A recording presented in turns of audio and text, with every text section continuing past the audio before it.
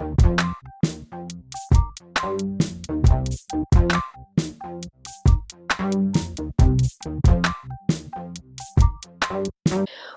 poppin', y'all. Alright, so let's go ahead and just jump right in. So I'm going to start off with some stationary lunges. You don't have to follow the exact set rep range. This is kind of just like for an average person if you're trying to grow your glutes. If this exercise is a little bit too easy for you, go ahead and just keep watching because the next exercise is going to take this to the next level. Also, keep in mind, I know I have a bunch of exercises in this video specifically for glute growth, but don't feel like you need to do every single one of them. I'm just showing like a lot just so you guys can kind of pick and choose. I would say pick 3 to 5 based on your like skill level. If you are a beginner, go ahead and just start out with 3 and work up from there. If these reverse lunges are too easy for you, go ahead and add like a little box underneath your front foot just to elevate it so it's a deficit reverse lunge and it makes it so much harder. Now moving on to sumo deadlifts. I'm so sorry, my nose is so clogged right now, so I sound very nasally. Keep in mind, these are deadlifts, not squats. If you can tell, my torso is leaning forward a lot. It's not sitting upright. Check out my Instagram story highlight for proper form. And you will be able to see a little bit better in this next clip because if you don't have dumbbells, go ahead and try out these long bands. You can get them from Amazon, but right now, actually, I'm not too sure if you can. But obviously, if you have those bands, that's a great way to use them. So now some glute bridges. Dude, this is so good for your glutes. If you were to elevate your upper body, it would basically turn into a hip thrust. But if you do glute bridges and they're not hard enough either, go ahead and wrap a band around those knees and I guarantee your ass will be burning.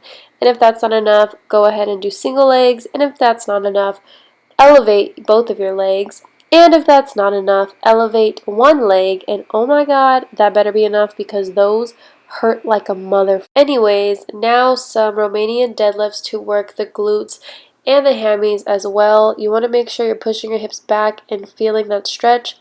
And since I know everyone's limited with equipment right now, here are just 2 other variations that you could try if the dumbbells that you have just aren't heavy enough for you. And then if you want to make it even harder, go ahead and turn it into a single leg RDL. These honestly hurt just doing it with body weight, so I don't know if you really need to take it a step further, but if you want, here is another variation that you could do, which is basically a reverse lunge into a single leg deadlift, and you can also do that with weight or without weight. They're just amazing for the glutes because of the stretch and the tension that we are able to keep on that one singular glute. Moving on to some goblet squats because these are amazing for the glutes as well. It allows you to get a really deep squat. And I kind of look like a frog at the bottom, and that's what you want. You want to have your feet semi-close, like literally like shoulder width apart, toes pointed out quite a bit like you can see, and your knees are flaring out following the direction of your toes and go down as low as possible. And ooh, that targets the glutes so well.